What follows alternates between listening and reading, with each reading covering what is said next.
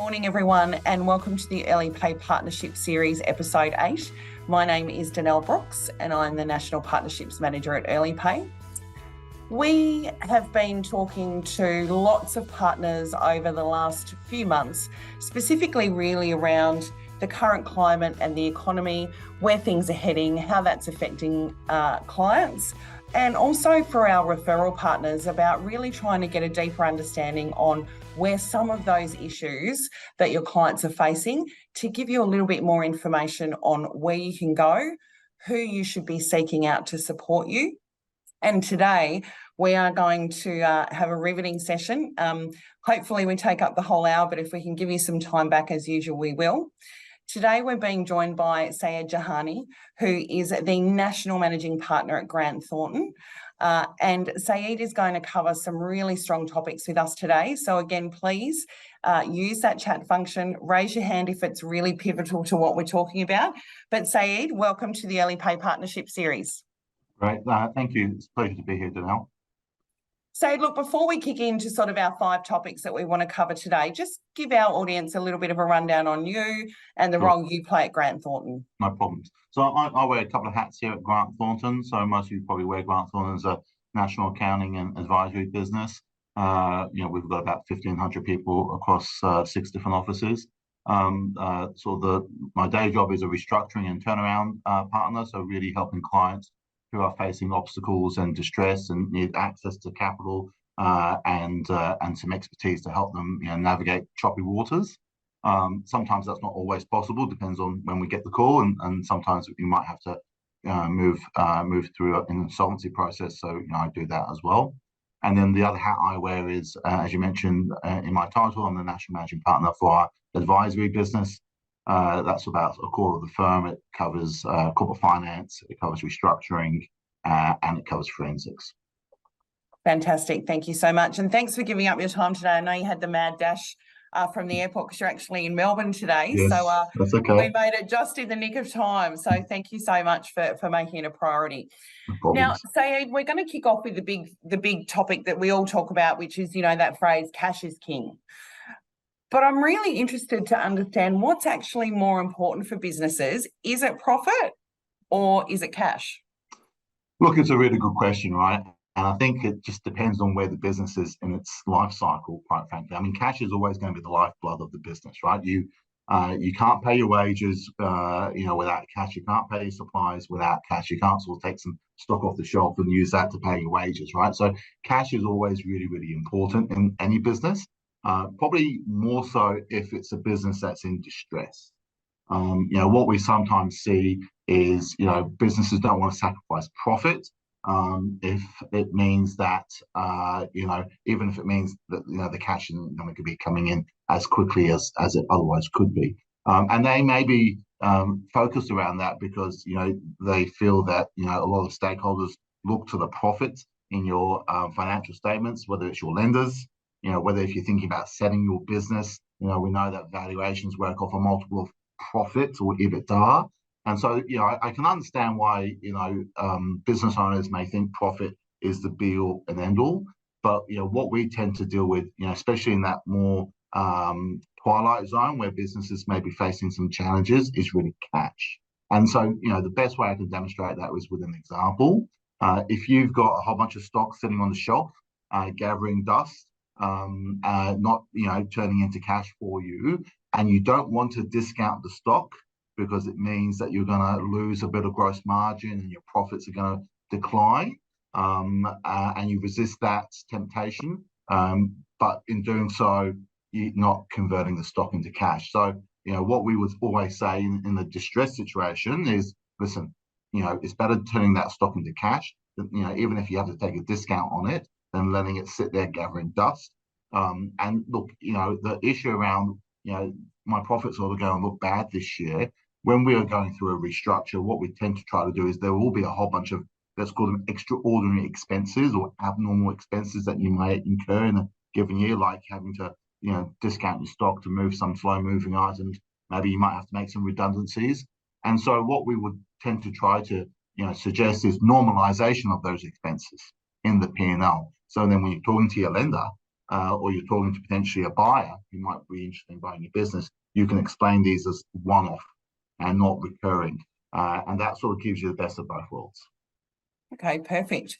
It's interesting, and I think this is probably, another really important thing is that we talk about working capital and we talk about the cash conversion cycle, or, the triple C. I think it's got a few different acronyms and names out there, but how should maybe to referrers, like, if they're sitting down with a complex business client, how should they be thinking about working capital when they're talking to those clients? Yeah.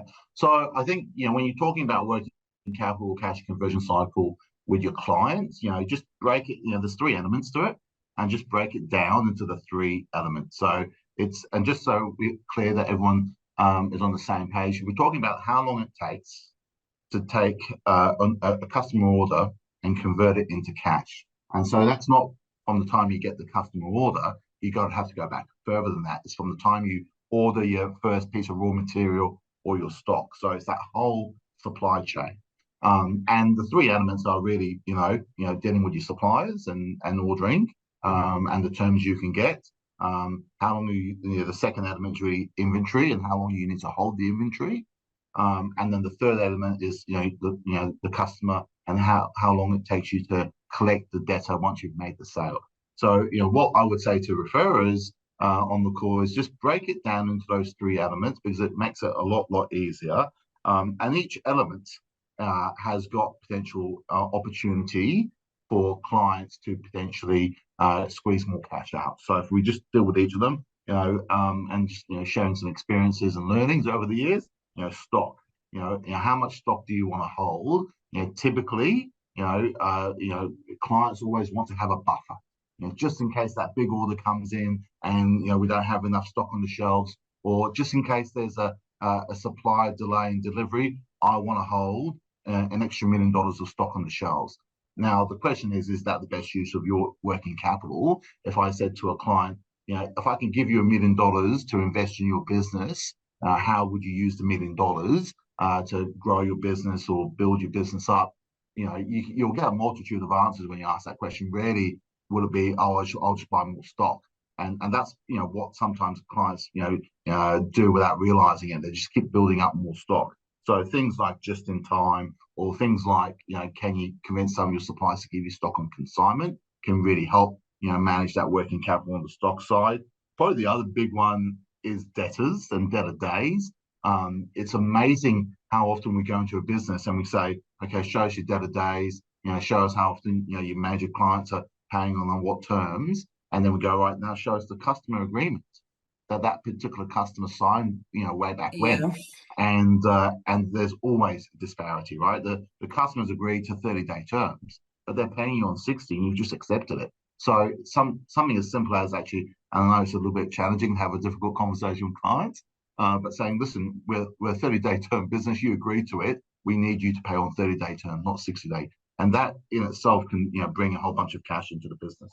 But probably the big one, which it would be remiss of me not to mention when we're talking about working capital and how you can access more of your working capital, is there are organizations much like Early Pay who can provide you with things like trade finance and trade receivables that will help you speed up that cash conversion cycle. Absolutely. And I think, it's really interesting, even when you look at sort of the invoice finance side of business, say, and where it is necessary and where it can be used, is that often the invoice financier, whether it's us or anybody else, really does actually have, a common interest with the client in the debtor days and getting in the money earlier. And so sometimes it'd be really nice to get that message out there a little bit more, that we're actually on the same team here in turning your cash over quickly and helping you make sure you get that in the door.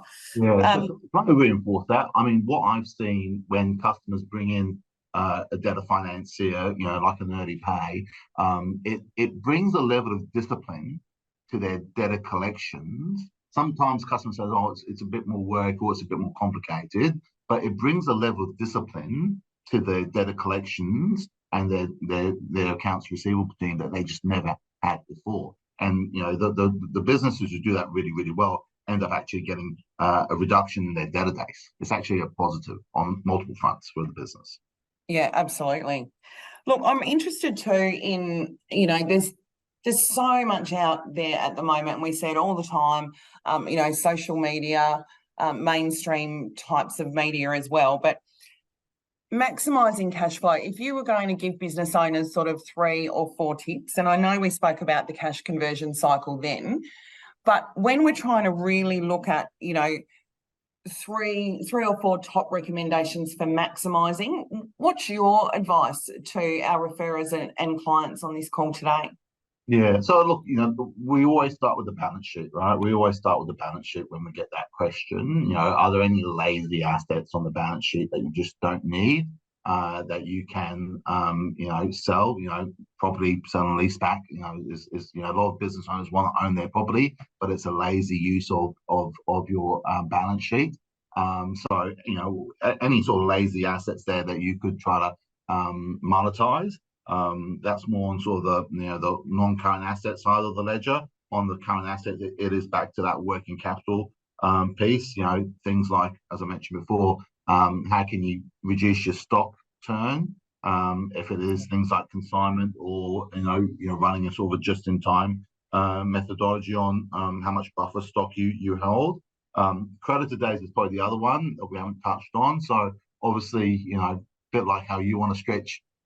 Also, you want to contract, how long it takes you to collect your debtors. You probably want to stretch how much time you get from your suppliers. So ultimately, in that world, having those conversations with your suppliers, I appreciate there's always a leverage issue there, and we've too often had clients say, we're just a small cog, and our major customers have just sent to us a note saying that they're stretching our terms, and we don't have a lot of leverage in that. But if that's happening to you, if your customers are saying we're going to pay you in 60 days, not 30 days, then at least that gives you something to go and speak to your suppliers about and say, listen, this is what's happened to us. We need your support to be able to continue to manage our working capital. I know you expect us to pay you 30 days. We only get paid on 60 days by our customers, so we want to adjust that. So you've got to have that conversation. And then the other piece is really, things like, can you, if you have slow moving stock, is it okay to sacrifice a bit of profit and to move that stock into cash at a discount? The other piece with that on a similar front is receivables. So sometimes customers may be enticed to pay early if you give them a small discount off that, but that can be somewhat tricky because sometimes then customers expect that as a discount baked in as opposed to as a discount for early payment. So you've got to be careful how you manage that one. But there's just a few ideas. Yeah, perfect. And look, a question has come in that I think is relevant to what we're talking about now, so I will throw it in now. But say, from your point of view, where do you think technology sits, and can technology actually, aid clients in maximising their cash flow? Absolutely. I mean, it can be a double-edged sword because you've seen lots of IT projects go horribly wrong, and implementation is always the tricky part of it. But depending on how sophisticated and how large your business is, we've seen some really good automated ordering systems, for example, where you take the human element out of it, and it's got an automatic refill where once your stock levels get to a certain preset number, only then does the order automatically go to the supplier to replenish. So those sorts of automation processes I think are quite useful, but there's a big cost involved in bringing those in. So it really does depend on the scale of your business and whether it can support that cost. And as you know, whether you're turning over $5 million or 500 million, the IT cost ends up being roughly the same. Yeah, absolutely. And as someone, looking after a couple of IT projects internally here, I hear you, they always blow out in time. And then you always have issues once you start running these things in a real life environment as well. So, look, we've spoken a lot in the last few months about the ATO, and I'm sure you've seen some pretty interesting, horrific stories over the last few months. But, friend or foe, regardless, they're there. What's your advice to anyone who owes the tax man a really large amount of money? Yeah, so another really good question. So, the position of the tax man has changed over the last probably 12 months. They were definitely a friend during COVID. There was some clear government direction to the ATO that they needed to support businesses through COVID.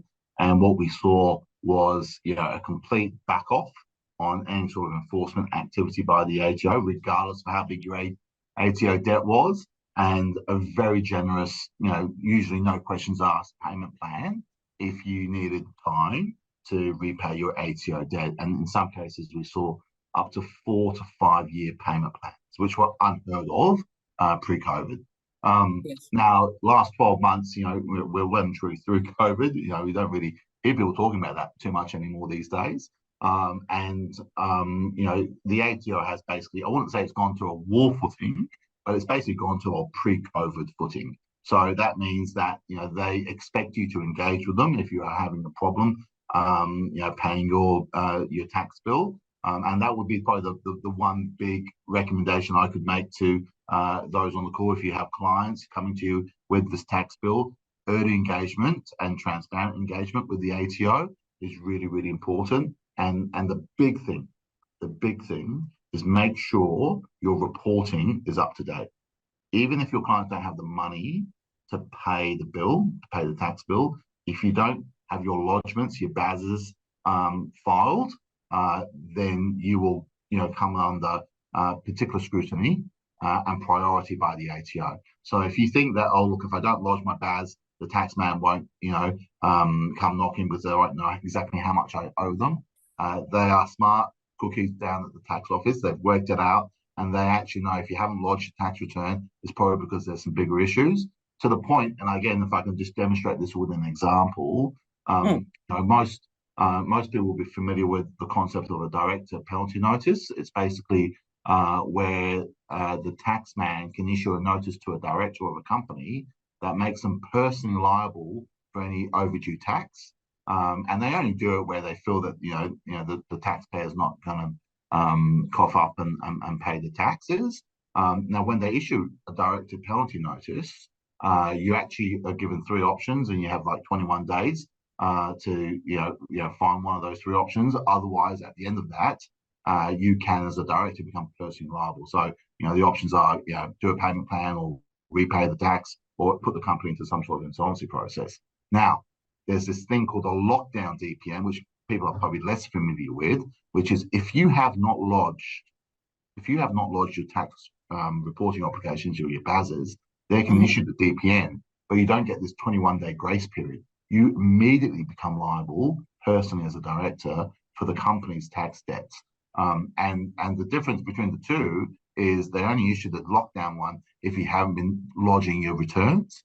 And it's there as that big stick to encourage people to do the bare minimum in their view, which is get your lodgements up to date, and then come have a conversation with us about what a payment plan looks like. And look, to that end, what I would say is if you do go and speak to the ATO, treat them like you would any other stakeholder in your business. If you're going to go speak to your financier, you wouldn't sort of go there with empty hands. You'd sort of have a bit of a plan that you would have thought out about, and make sure the plan isn't pie in the sky. It's got some reasonableness about it, and engage with them in a very transparent conversation about how you're going to get from A to B with that plan. And sometimes it does help to have a advisor sitting next to you, because it sort of demonstrates to the ATO that you have asked for outside help, and it's not everything through rose tinted glasses. But that's probably the couple of things I would say. Make sure your lodgements are up to date, have a plan, and then engage transparently and constructively with them. Thanks, Ed. I think that's really important, and it does make sense about your lodgements. It's like anything, whether you can afford to pay at the time, the fact that you're lodging and the fact that you're being authentic and transparent in lodging means that they're probably more likely to work with you to work through a payment plan or work through an arrangement. Can you still get a haircut from the tax man, Ed? Yeah, I get that question so many times. Outside of a formal insolvency process, the answer is no, right? And we've had situations where, and quite large and complex situations, to be honest with you, where we've said to the tax man, if you don't provide this haircut, this business is going to go bust. Hundreds of jobs are going to be lost. A whole bunch of suppliers are going to lose trading relationships and millions of dollars. There's a lot at stake, and their answer is still no. Even though when it goes into an insolvency, even the taxman himself would actually end up with the worst outcome. And the reason for that is they just don't want to set that precedent. They don't want to set that precedent where they're offering a haircut, because you can imagine what will happen the next day once they do the first one. Oh, there's a stop text out at the ATO. Everyone take a number and line up. So the answer is no. The only way the ATO will take a haircut is through a formal insolvency process. So there's a couple ways that can happen. The usual one is voluntary administration through to a deed of company arrangement, which is sort of the restructuring plan that comes at the end of a voluntary administration, where all creditors are asked to compromise their debts, and the ATO would get thrown into that mix. Okay, yeah, that makes sense. Gone are the days of ringing up and being able to negotiate and saying, can I pay 150,000 instead of 280,000? Surely to client that's fine as long as you're paying something. I think those days. That's right. That is the word. Two other things I have seen happen is you do actually can get a waiver of general interest charges sometimes. So if you are on a payment plan that's called a 2-year payment plan and you've complied, they won't give you the waiver up front. But if you've complied over the 2 years and the last installment is basically the interest charge for that last 2 years of payment plans, you can actually at that point in time make an application and say, look, can you waive the interest? You can see we've been a good taxpayer from the perspective of once we agreed a payment plan with you, we did everything we said we would, and we kept all our other obligations current. Usually that gets a pretty good hearing. And then the second thing probably just to point out is outside of the voluntary administration process, there is this new tool that's been around for a few years now called the small business restructuring. It's a much more less invasive and lighter touch restructuring tool, and it has primarily been used to manage the ATO exposure. So these are businesses that owe less than $1 million in total creditors. So not just ATO, it's got to be total creditors. So we're really at that micro end. They can avail themselves of this SBR tool, small business restructuring tool, which is a formal process, but management stay in control as opposed to having to hand control to an external administrator. And usually the ones we've seen in pretty much every instance where it's been used, there's a large ATO debt that needs to be compromised. And as long as it's being used for the right reasons, the ATO generally agree and support the haircut in those scenarios.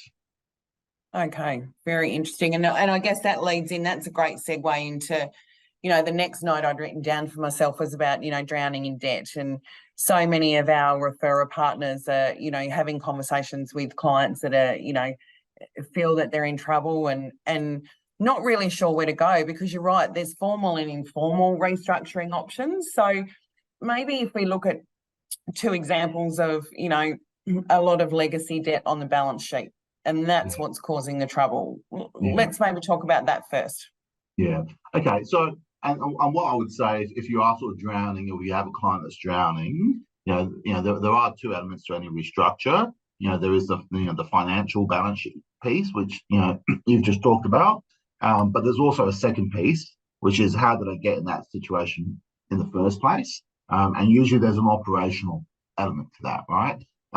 So I think if a business is going to be set up for success, it's not about just recutting the balance sheet through a restructure. It's also making sure that the underlying issues in the business can be fixed as well through that process. But yes, in terms of how we sort of deal with those sorts of phone calls when they arrive, it really depends on how early the call comes in, because the more time we have as a restructuring professional to help business and sort of use the experience that we've had sort of doing this 1,000 times over, is only going to be of use if we have time to sort of deploy that. So if you have a situation where you get the call and the call is, listen, I can't pay wages tomorrow, what are my restructuring options?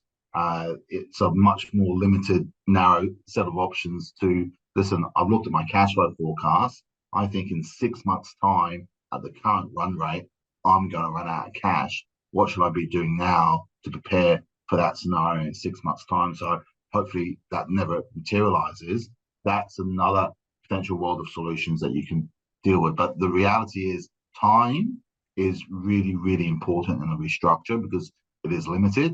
And what we always say is, as difficult as it might be, you need clients to sort of recognize that they need to put their hand up early and ask for help. So perhaps going back to your question, sorry, well, a little bit off track there, but if you're looking at a client who has indicated that they have some financial issues on their balance sheet, and how do we deal with that? Again, all these solutions come under sort of two categories, as you touched on, the formal insolvency or the informal.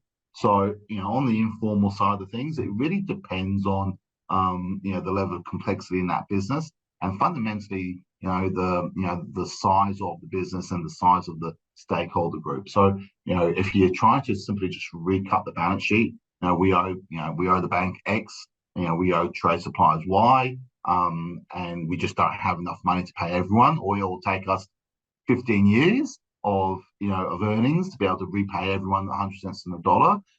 We have had some success where we've said to where we've been engaged on behalf of the business owner, and we've had a look at what the right mix is, or what the recut should look like, and then we've engaged on a stakeholder management piece, quite frankly, where we've basically been able to say to the suppliers and to the lender, look, these are the options that are available for this particular business. And you lay out the Armageddon scenario as well as sort of the turnaround scenario, and usually the Armageddon scenario that ends pretty poorly in terms of financial return to creditors, and say, look, we obviously want to avoid that, and here's a solution which gets you back 25 cents on the dollar, but we need your consent to do it because we're trying to do this consensually and informally.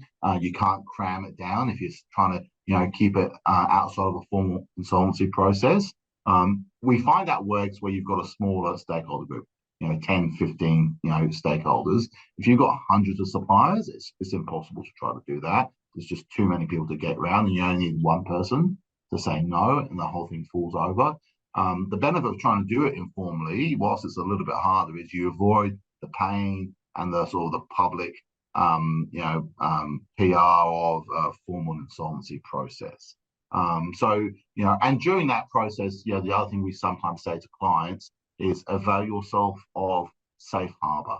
So safe harbor, for those of you who are not familiar, is basically, again, it's a recent innovation in the insolvency laws. It provides directors who can be personally liable for insolvent trading if they continue to incur debt when they knew the company was insolvent and eventually ends up in liquidation.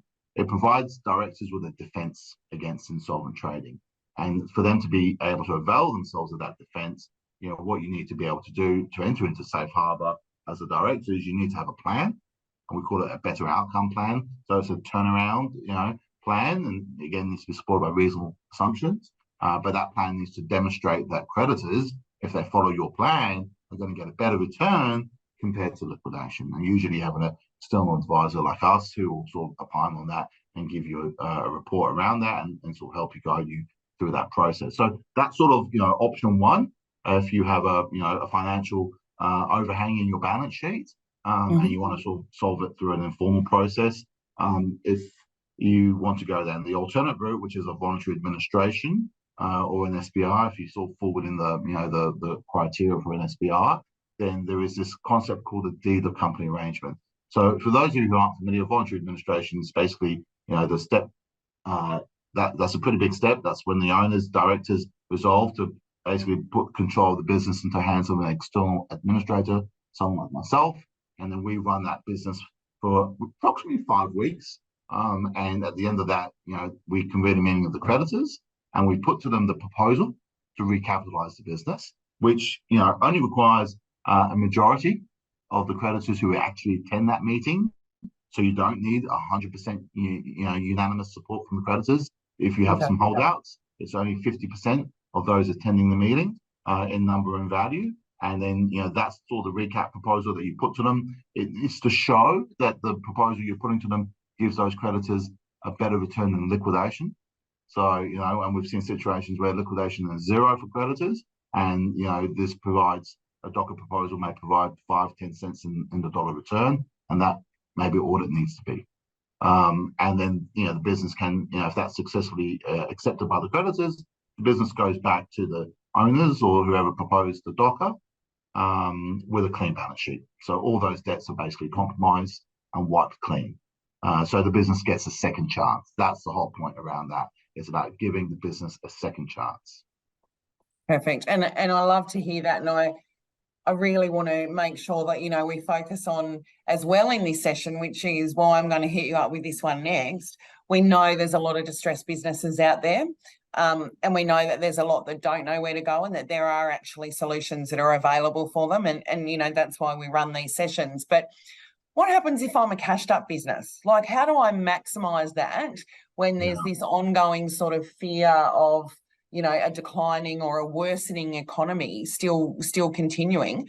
Yes. What's your advice for a cashed up business? So there is a silver lining out there, right? There are actually, whilst there's distress, there's also opportunity, right? It's, depends on, what your perspective is, if you're glass half full or you're glass half empty.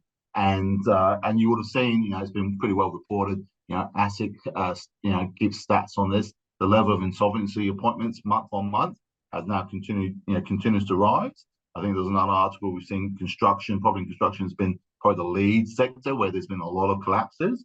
We're now back to pre-COVID levels of insolvency appointments, probably slightly above pre-COVID levels. It was in a bit of a coma during COVID with all the government support, but we have now come back. So, just to give you a sense of numbers, we're running about 900 appointments per month, around Australia. These are companies that went into some sort of formal insolvency appointment. That dropped down to about 200, so almost 80% drop during the COVID years. We're now back over 900 per month of companies, going into some sort of insolvency. So that does create opportunity if you're a cashed up buyer. And what we say to, and again, we've been helping clients in these situations as well. And it's around your perspective, right? So again, let me sort of give you an example. If I said to a client, look, this business over here has just gone bust. They've been losing $10 million a year. They're a major competitor of yours. Why don't we go buy them? The client's response will be, why do I want to go buy a business that's gone bust, losing $10 million a year? Do you have rocks in your head? Now, let me reframe that, okay? Yeah. The business has gone bust. It's got $50 million of sales. It's got gross margin of 10 million, and it's got an overhead structure of about 20 million, which means it loses 10. Now, if I said to you, there's this business over here, it's gone bust, it's got $50 million of sales, which translates to $10 million of gross margin. Could you add $50 million of sales to your top line and 10 million of gross margin? Because you already have the overhead structure. You don't need to pick up that IT team. You don't need to pick up that finance team. You don't need more warehouse space. A lot of businesses have got latent capacity in their own, space or in their own manufacturing line. They just need more volume at the top. Now, if someone says, geez, if I can pick up $50 million of sales, 10 million gross margin, I don't need to pick up all the baggage, all that overhead, because I have my own overhead, then I'm interested in that's a conversation I'm interested in having. So that's the beauty of, picking up a business in distress. You can leave behind the bits that you don't want. You don't need 2 warehouses, right? So you leave behind that warehouse. Usually when we've helped clients in those situations buy those sorts of businesses, and it's got to be a competitor because you understand the sector really, really well and you can move quickly. It's really the sales that they've been interested in trying to capture and secure, and usually a handful of the sales team, because they obviously know that they hold the key relationships.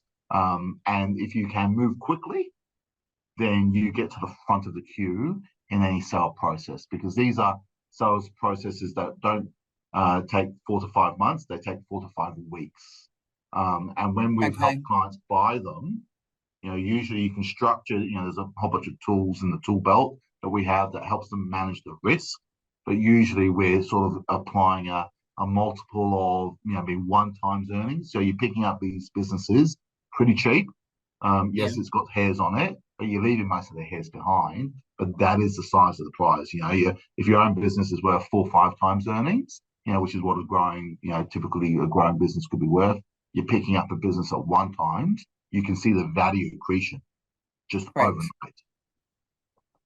Which is, we're seeing a lot of opportunity being taken in the market. And, that's what happens when you have this sort of, I guess, dramatic change in the economy over, really ideally what's a short time frame, 2 or 3 years. We've got a question here. I'm just reading it now. Saying, can you please provide some insight into key challenges that SMEs are facing when trying to access liquidity? Yeah, look, I think, it's the old adage, if you go speak to your bank and, you need money, they'll take a look at your credit risk and they'll say, no, you're too risky. Whereas when you don't need money and you go speak to your bank, they'll go, well, actually, we think you're a good credit risk. Here's a whole bunch of cash. So, I think that challenge has been around for centuries. I think the reality is that the banks will have a very traditional and dare I say conservative view around lending and risk. But I think the thing that we have really seen over the last few years and it continues to grow is a proliferation of alternative capital. And Early Pay is a good example of that, where you just need to think outside of the box around how you want to access capital. And if you're prepared to pay a bit more, then you can get more flexible capital. I think a lot of the time where we sometimes get stuck is, well, I've only been paying, BBSY plus, X percentage on my bank loan. This new lender is wanting to charge me double that. I can't get comfortable with that. And sometimes, there's some private lenders, family offices who take almost a sort of a quasi-equity approach to sort of lending to your business. And the way we sort of try to rationalize it for customers is you've got to be prepared to sort of let go a little bit. And if you end up owning a business that you can't access liquidity or capital for, it will just stay, as a small business. And you'll own 100% of that. Happy days, right? As a business owner, but the value of that is still going to be pretty small. Whereas if you bring in capital, and you may have to give away a bit of control or a bit of equity or some options, but that capital helps you double the size of your business over a number of years. Guess what?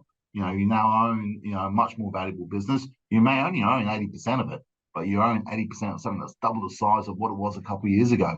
That's worth a lot more than owning 100% of a very, very small pie. So that's how we try to sort of rationalize that. And I appreciate that there's probably some brokers on the call who have that same challenge all the time when they're trying to speak to their clients about the flexibility alternative capital has. And that's sort of the way we try to sort of explain it to our clients. It's better owning, less of a bigger pie than 100% of a smaller pie.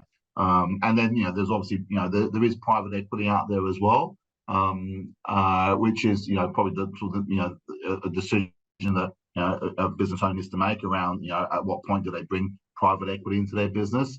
And ideally you'd say, look, I want my business to be performing at its peak before I sort of decide I want to sell part of it. That may just not be possible given where your business is at, given where the economy is at. And so there are private equity firms who are okay in investing in loss-making businesses and sort of partnering with the owners to together, turn it around. And they can bring the capital into those situations where the owners may already be tapped out. Yeah, understood.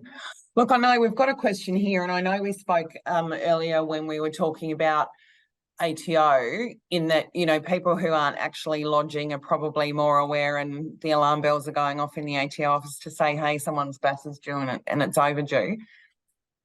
What are there any other type, let's say industries is the question. Are there any industries that you know of that the ATO are targeting in particular at the moment? Look, probably the short answer is no. They will probably look at the same stats that ASIC punches out at the moment.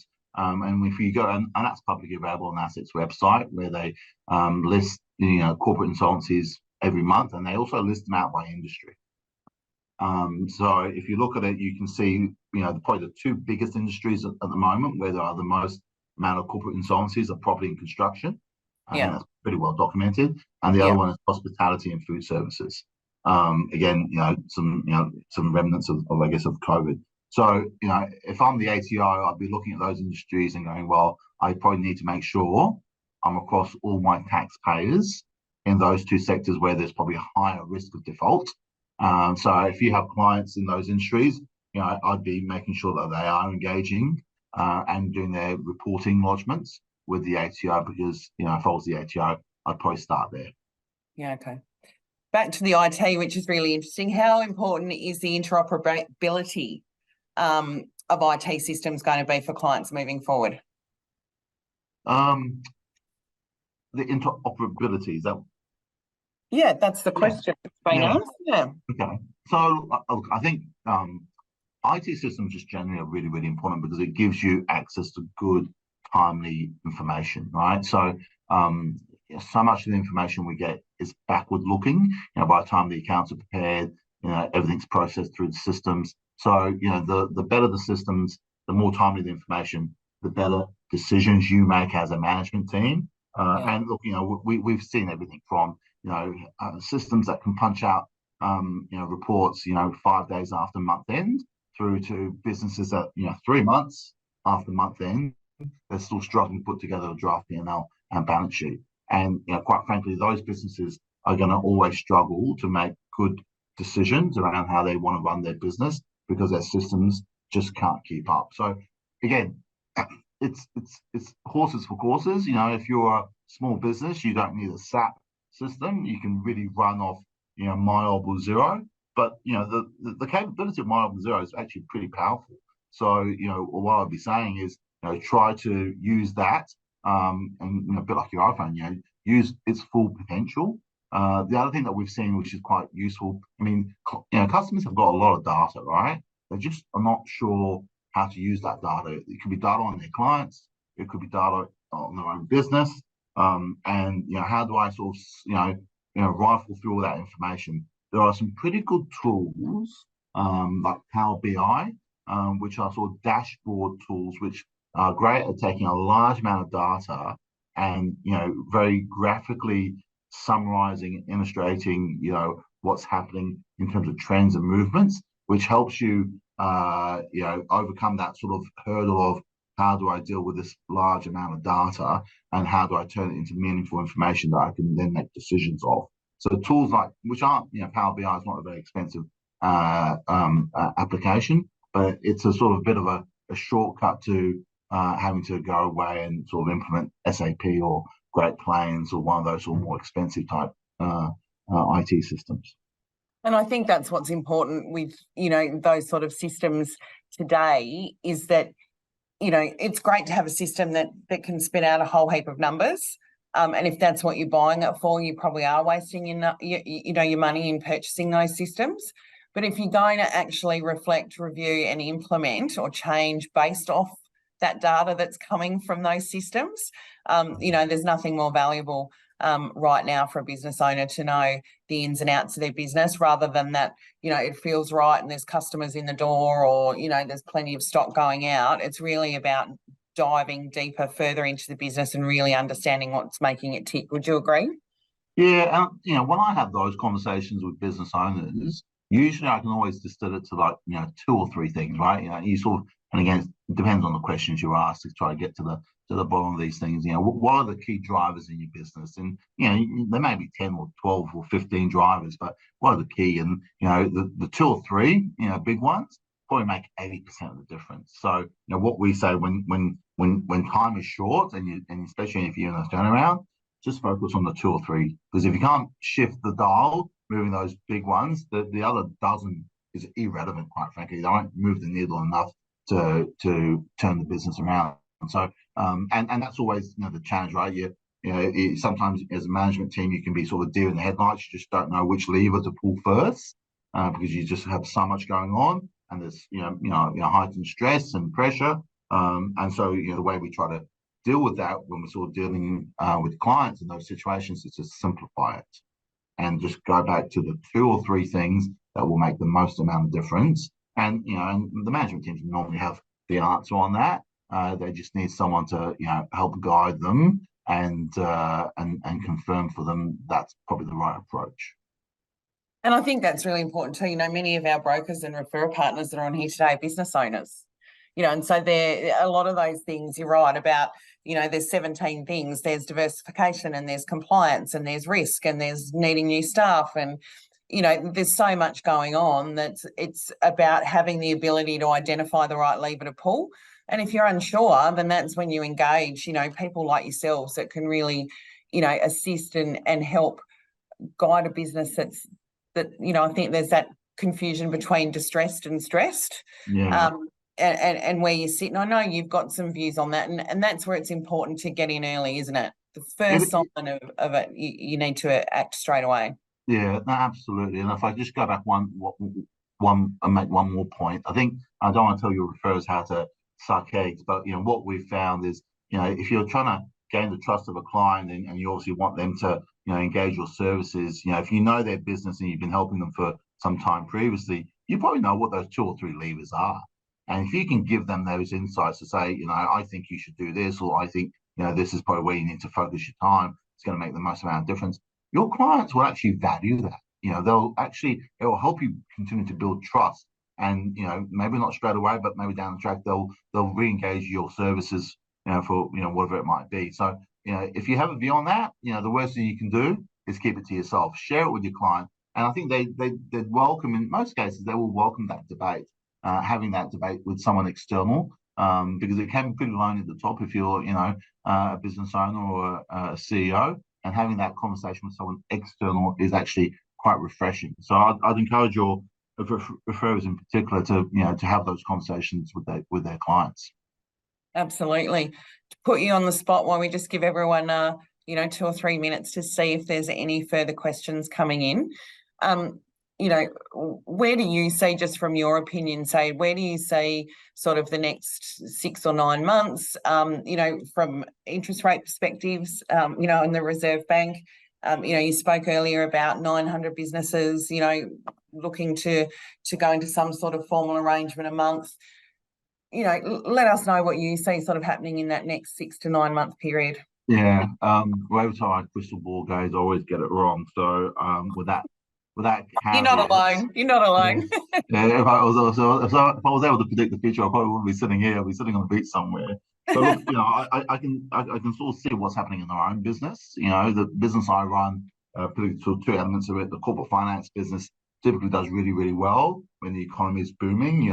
People are IPOing and buying and selling and all the rest of it. And then the flip side, we have this business which is restructuring and insolvency, which typically does really, really well when the economy is struggling and in recession. So it's normally that part of our business is really a seesaw, right? So when one part's up, the other part's down, and vice versa. So I see that sort of day in, day out in our own operations. And at the moment, what we've seen is we've come off a couple of years where corporate finance was really booming and restructuring was really, really down. So the seesaw was, up here for corporate finance and right down the bottom here for restructuring.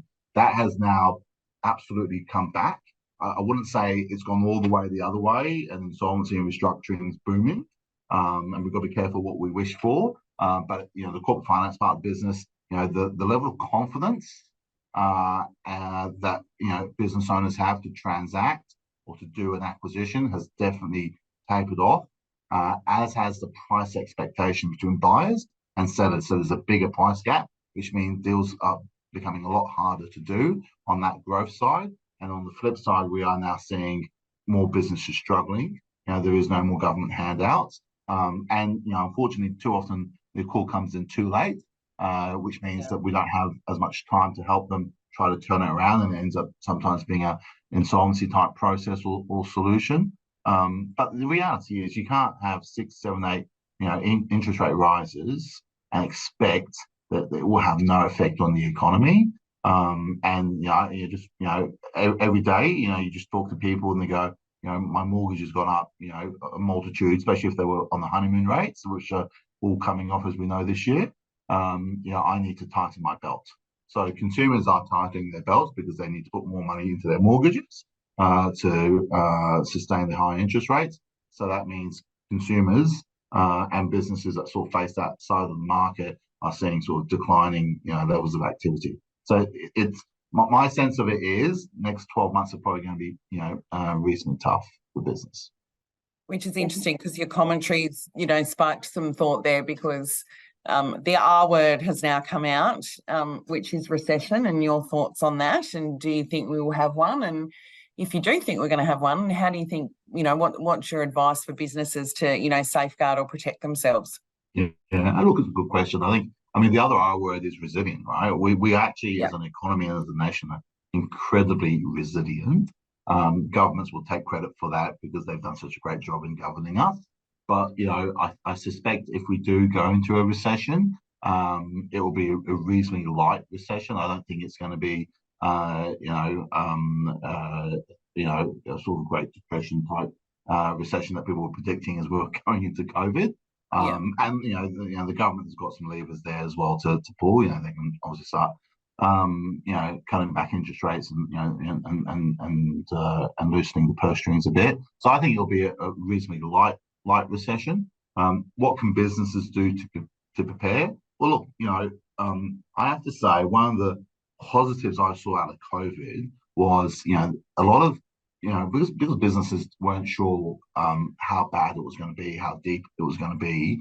It forced a lot of businesses to look at their own organization really, really hard and make some tough decisions, which they were probably umming and ahhing about for probably 2 or 3 years. And they sort of went into COVID going, especially before the JobKeeper got announced, we saw a lot of management teams make a lot of hard decisions, and it made them match fit. Now, you can get a little bit complacent, coming out of that process, but 2 or 3 years later, I would say look at your business. Do you have a lazy balance sheet? We talked about, have you got your working capital as tight as it can be? Are you adding new products and not deleting obsolete products from your product range? All that sort of stuff. Are you getting most out of your workforce? Are you carrying too much workforce? All that stuff that you had to make those hard decisions when COVID was hitting to make your business match fit. You should just reapply that same lens again and ensure that you are as match fit as possible to absorb and withstand that recession. And make sure you have access to liquidity. Make sure you've spoken to your financier, and even if you don't need it, it's not a bad thing to have some lines ready if you need to access it in the event that your business takes a bit of a shock and you need quick access to liquidity, because it's always a lot harder when you're ringing up your financier saying, listen, I need some money tomorrow to pay wages, if you haven't had that conversation and gone through that process beforehand. Absolutely. And, making that right choice for finance moving forward. The space that we work in, as you appreciate, is very niche. So we're not, we're not the place for a lot of businesses to come, but, just really making smart choices around those financial decisions and working with someone who's trusted, who has, more than one option or more than one type of product. Because, certainly we see cash flow often get hamstrung even more by putting the wrong type of funding solution in place. So I think it's really important for clients out there to, find a good broker, connect with a good advisor, and as you said, don't leave it too late. Sayed Jahani, what an interesting webinar. I've had about 10 messages in here saying, can we get a copy of the recording of this? It's been an absolute pleasure. I really do appreciate you making the time to join us for episode 8 today. If anyone would like to reach out to Sayed or any of the team at Grant Thornton, then please drop me an email or a message on LinkedIn. I'd be more than happy to connect with you. Sayed, thanks again for joining us today and sharing your insights. Well, thank you, Danelle, and thanks Earlypay for the opportunity. Really enjoyed it. Thanks, everyone. Enjoy the rest of your day. Cheers. Bye-bye.